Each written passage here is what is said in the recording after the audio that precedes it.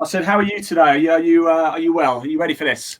Definitely, really good. Yeah, really. Yeah. It's nice to get to talk to people again after this long season of not being able to get out and meet people around the paddocks and have chats with people at different things. It's a complete change, isn't it? And then, to be honest with you, we're especially for me, it's still it feels very alien doing it this way. But I think we're giving people still a chance to something to watch. And as Hugh said earlier, motorsport is still happening, and it's not all frozen. So we're still very much all involved and wanting to get motorsport happening as quick as you can. But yeah, no. Back over to you, I guess. Great, thanks. So one of the key things a lot of people ask me is, what is race psychology? And it's all about the mental preparation side of racing. It's about how you get into that right frame of mind. So you're motivated just to the right level. Sometimes you can be motivated and it's not quite enough, or sometimes you can be over motivated. Try it again. And be over motivated. And that can happen a lot if you see some of the races towards the end of the season, when there's a lot of pressure for the championship wins, especially when the points are close. So the mental preparation for me covers quite a few different areas, some you wouldn't expect. So there's a lot of work, like with any area of motorsport, pre-season. So it's those test days early on in the winter when it's cold, all those different areas when you can practice the mental preparation as much as on the race day. But also a lot of the work I do with races is after the race as well. So we'll catch up maybe the Wednesday or Thursday after a race weekend and just have a little bit of a review and a reflection of what's gone on. So where psychology comes in a lot is building up a consistent approach. And for me, that's the important part. Race wins are brilliant, but on their own, they don't win a championship. It's when you build that consistent approach across a whole year, that's when the sort of the accolades come in a lot more. And it covers all the aspects of racing I've said. And one of the other elements of across time and across situations as well. So it may be that you at the beginning of your racing career, or you're halfway through it, or you're trying to progress up through the different levels. So it can be a part of all those. And I say across situations as well. A lot of people I'll talk to say, I've got a favourite track and I've got a track I don't like as much. And I always say, okay, why? Let's have a look at this and try and work out what it is that you really like about this track and seem to do really well at, but this track you don't seem to like as much and you don't seem to do as well at. So we'll just have a look at that and see how that works out. I have a question for you, Doctor, if that's okay. It's with regards. Yeah, just call me Phil. Yeah, Phil. The difference between mindset for qualifying and the race, as we know, qualifying, fastest lap, go as quick as you can, and then the race is different, isn't it? It's a longer ball essentially. What do you teach people, and how do you coach people into different mindsets in the difference between qualifying and actual race? I tend to look at each part as a separate piece. So I use the analogy of a jigsaw puzzle. So if you put all the pieces in the right place at the right time, you will get to the picture. Even if you're not sure what the picture is, if you just put the pieces in the right place and get the best out from that one session, then that will work through to the best result you can get. And yeah, it's strange that you will find somebody who are really good at qualifying, but then can't translate that into race pace. Or some people just don't seem to get motivated for practice or qualifying, but come to light in the race and maybe qualify mid-pack, but all of a sudden they're pulling through and coming quite close to the front or winning as they get through the race. So what types of things do you work on then to try and get them over that if they are struggling a bit, or that I can't get motivated for practice, I'm not really bothered? What types of things do you work on? What I do is when I talk to people, I try to find out how each person thinks individually and what it is. And the way I found works the best, if I just ask them lots of questions and try and work out why and how they do things, and then get them to recognize how and why they do things, and then they can find the answers. And it's a lot more powerful if they can come up with the answer rather than I can. So it's very rare that I will sit down and I will say, I've raced for over 30 years, this is how I do it. Because that works for me, but it might not work for everybody else. In fact, it probably wouldn't. So it's finding out what is the best way for you, and how we can get that to become a consistent approach, and how we can get that to look at things. Because and a lot of the parties with the cars or the track or with whatever racing, we spend a lot of time collecting data, setting up. So it's whether suspension or aero or changing for track conditions. But how often as racers do we actually sit back and think, okay, I'm racing here today. Do I need to change my mental preparation?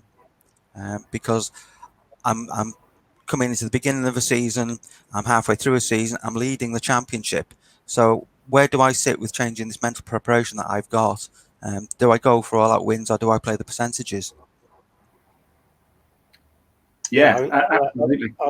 I'll agree with some of that. Sorry, and I'll just jump in there. One thing for me as a racer that I was always, when I started from the back of the grid from a DNF in the previous race, for example, I could always get to the front by the end of the race. But the second I got anywhere near the front, I almost started to lose my momentum. Almost I'd achieved my result.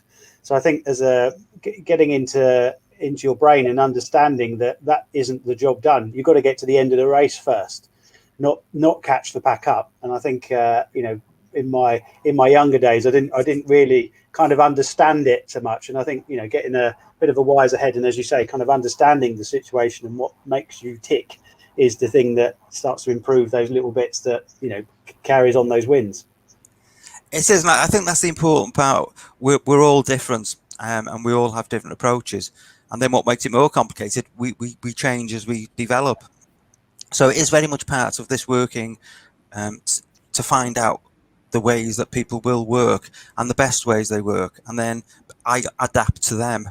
I don't bring them into my world and say, look, this is what this theory says. This is how it should be done. Therefore, you should do it this way. Because 9 out of 10 times it won't work. It is very much me coming to the person saying, okay, right, how do you do this? Why do you do that? Have you considered where this comes into the way you prepare or you race or how you get on? And for me, a big part of the racing is starts, and a lot of people don't tend to think a lot about that start process and the mental preparation. Not when they get to the line, but maybe the hour before. So when they're in the paddock, especially in some of the bigger championships, when you've got a lot of fans around, you've got the media interest.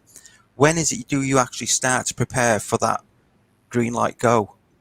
And again, a lot of people don't think that, but it can be quite an important part of that preparation to make that first start. Because I think whenever you watch any race, there's always somebody that seems to come from mid-pack, overtake 5 or 6 people, and you think, how did they do that? And the ones who sort of start early up and then end up going back into the pack. I was working with one driver once, and they were really good at starting, and they said to me, I'm on pole, what do I do? I said, well, you just do exactly the same as you've always done. Yeah, I know, but I'm on pole this time. And so, yeah, but you've got a great start and you've got a great strategy, so just stay with it. Yeah, but I'm on pole.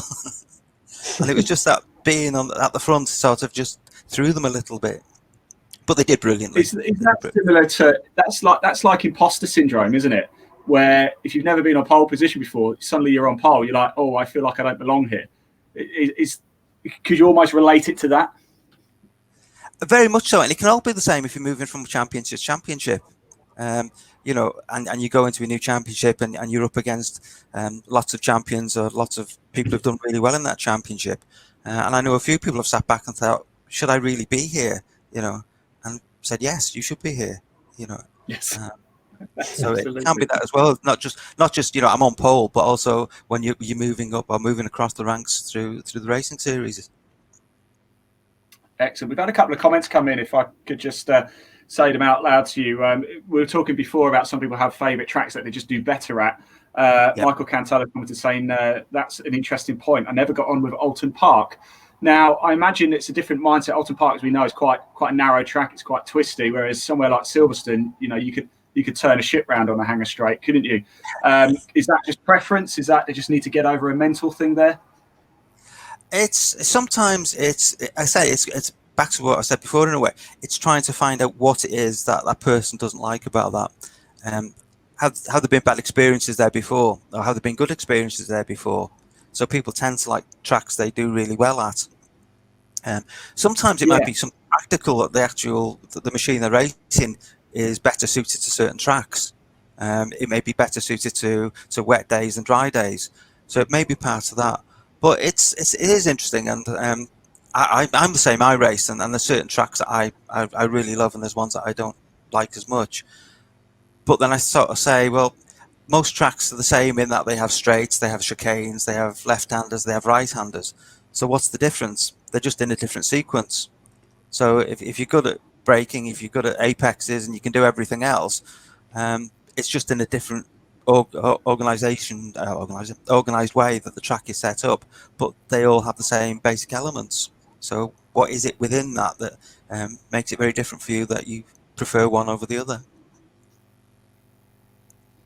Yeah, definitely. Look, one last comment, if I may, as well. Leanne Bezier has just commented saying it's great to look at those who won at races and then world champion races and their different attitudes, their psychology. Lewis Hamilton, of course, just won his 7th world title, as opposed to, say, his teammate Valtteri Bottas, who's won numerous Formula One races, but can't piece together a championship.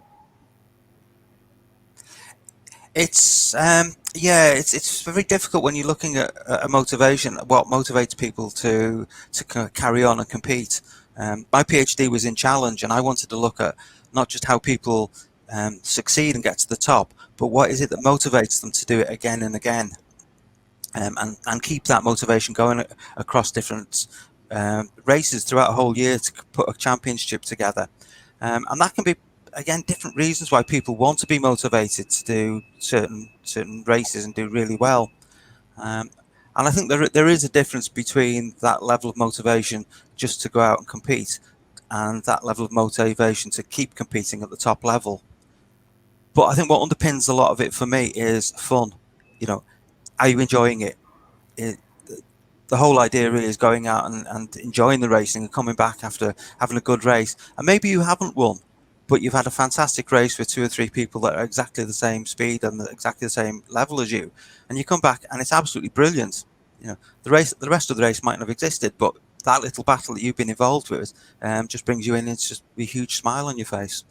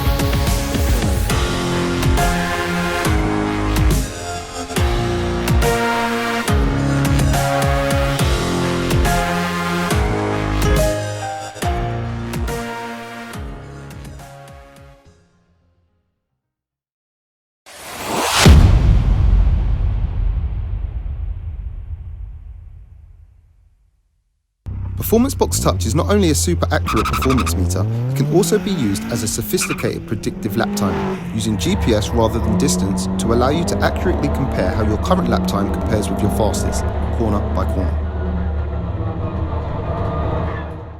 Quick and easy to install, it automatically identifies the circuit you are driving on and loads the relevant track maps from our extensive database. Using a performance box for the first time, VW Classic Championship racer Dan Rose talks us through how he benefited from the system's bright delta speed LEDs on track. Yeah, a few times you'd go in and basically it would come up green, so you thought, yeah, and then mid-bend it was really sort of pushing on a bit, and you'd come out and you was red, so you had to get the balance right of going in and getting the green going in and the green coming out, so you knew that was the best way through there. Using a lap timer mode, Dan was able to monitor how modifications to his car affected his performance on track. Like changing the roll bars, we could see that we're a couple of seconds slower straight away and that certain areas it's not working. And then when you flick back, it's working and it shows up on the times and also in your sectors. So the predictive lap times really work. Given a quick lesson on the Circuit Tools data analysis software to pinpoint exactly where time is being lost and then going through his data from the day, Dan said, Looking back at the data now, we're a bit further on in the day. We can see that certain lines worked, certain lines didn't.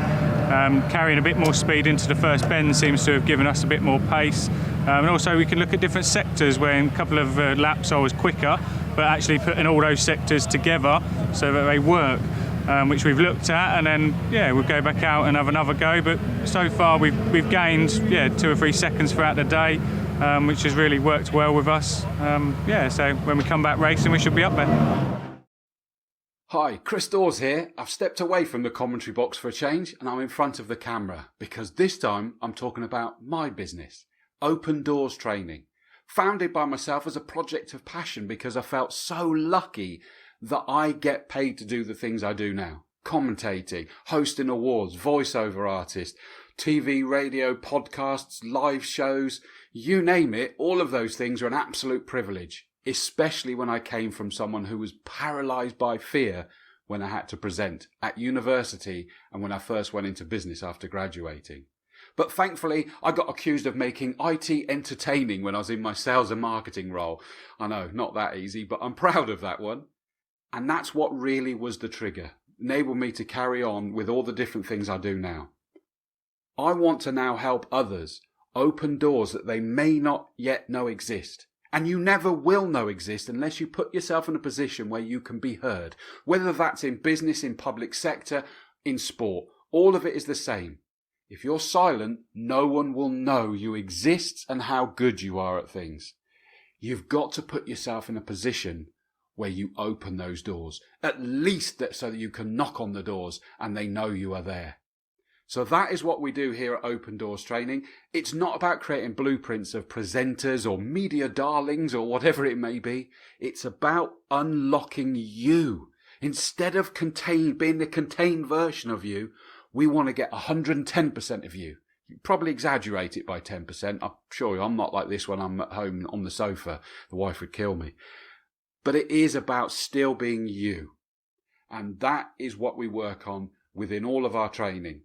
So come on over, opendoorstraining.co.uk. Let's have a conversation to see how we may be able to assist you going into, hopefully, a better year in 2021.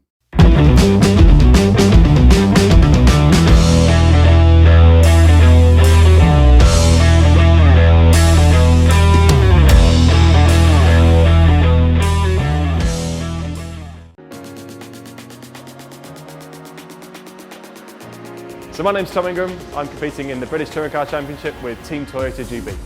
So the BTCC is one of the toughest championships around. There's so many quick drivers. So to get the edge, you've got to be looking for any little millisecond of improvement. So whether that be from training hard at the gym or having the best kit around, you've got to find the edge any way possible. So the thing I love about the Walero products the most is the temperature regulation. And not only does it regulate my temperature and keep me cool when it's really hot, but when we're testing in the middle of winter, it keeps me warm as well. The feel of these is amazing. They're so soft, you could wear this to bed and be more than happy. So the lower under has really helped my performance and reduce the effects of the heat on my body and the heat fatigue that I'm finding. That's where I'm finding a big improvement. So over the course of it doesn't matter if I'm testing, it doesn't matter if I'm racing, I'm just not feeling quite as fatigued as I would have been without it.